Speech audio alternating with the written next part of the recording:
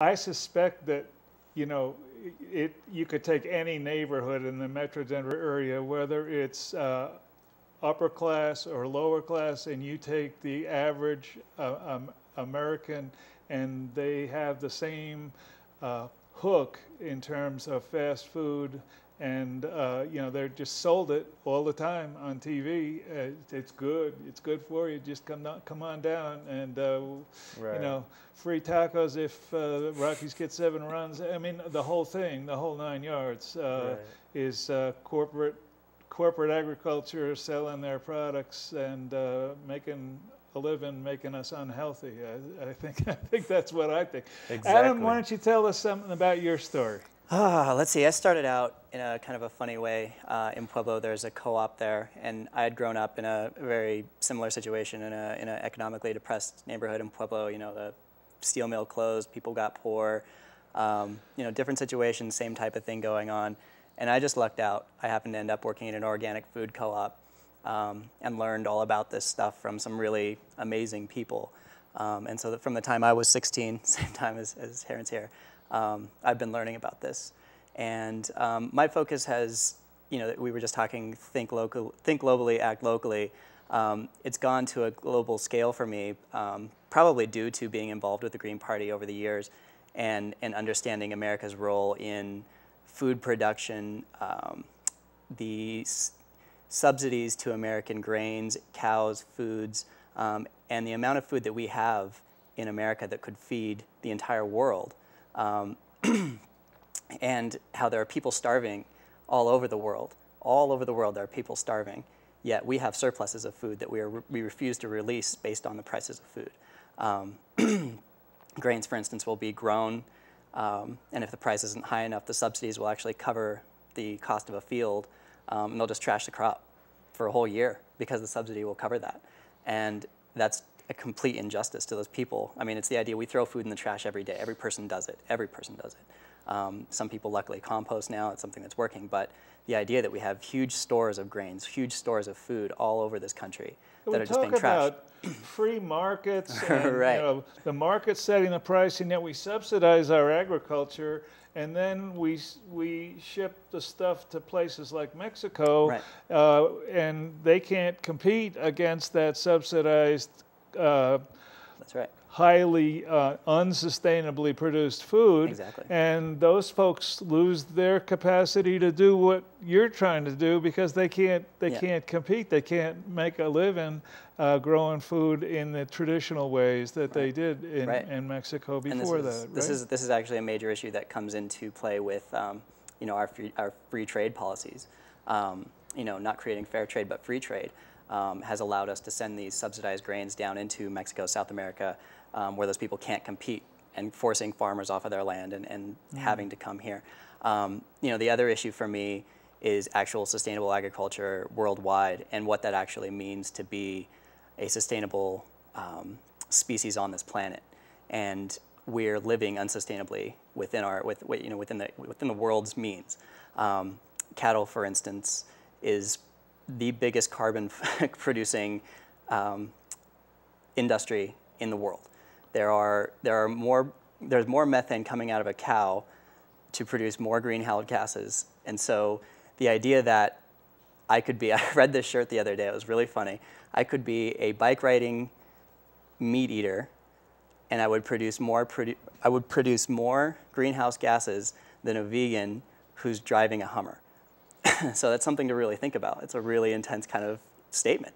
You know, cows are creating this thing. They're also cutting down rainforests to grow beef.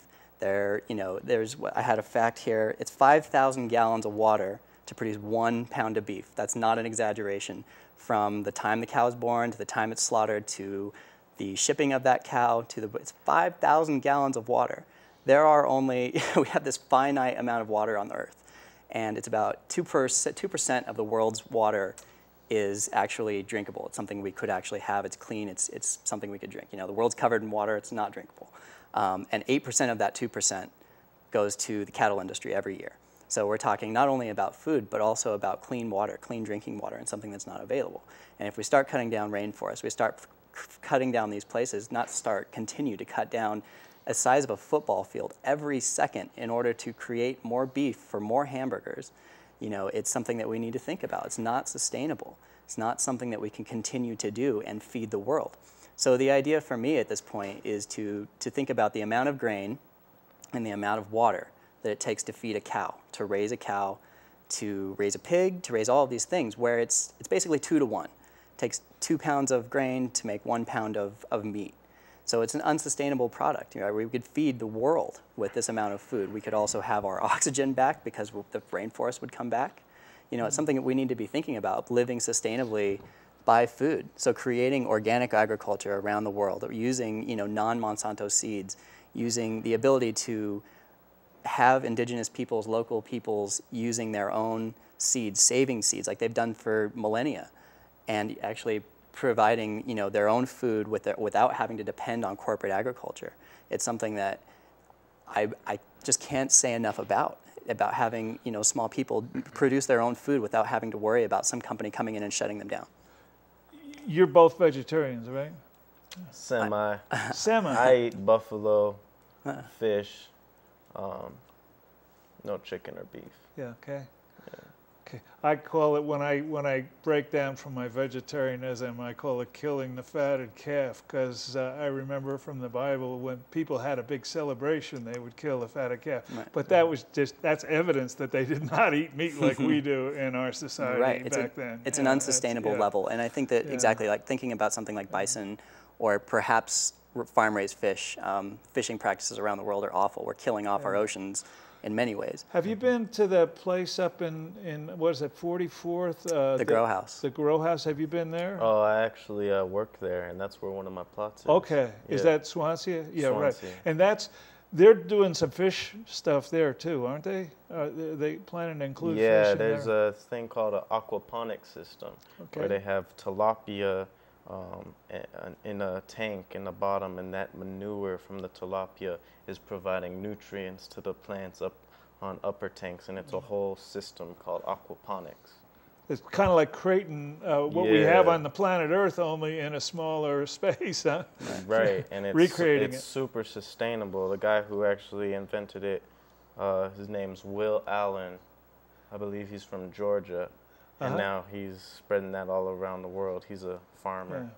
So now Adam spoke about some of the ways in which our system subsidizes negative activities, and you know, I think of, what do I do if I get in the United States Senate, and how do I change that? What kind of blocks and difficulties do you run into from the way our system currently functions as you try to grow this sustainable food production? Yeah, you know what I say? I say what I'm doing, little community gardens, is the first baby step to fixing the problem.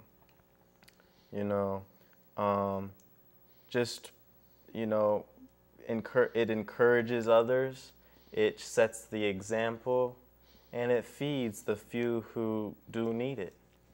When you talk about Monsanto, you know, the big corporation who makes kill seeds that can only grow a crop 1 year, and then they won't be able to grow crops ever again. You know, it's like, you know what I'm saying? It's like we got to fight back. We can't let these big corporations make millions, and just because they want to make even more, you know, invent these kill seeds, we got to fight back and grow our food, and that's the way to combat it, really. And that's why I'm hoping to do what I do on a larger scale.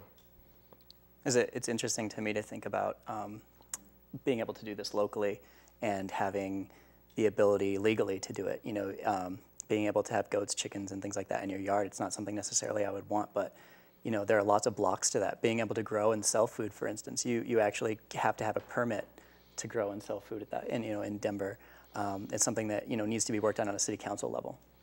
I think that that's something that could be worked on very easily, and there's a large movement of people who are doing guerrilla gardening and things like that here. Right. If we could grow it on a local level, say in 5 Points, and have an outlet in 5 Points for that, that would be something we could actually work on at a city council level and even at a state Right. level.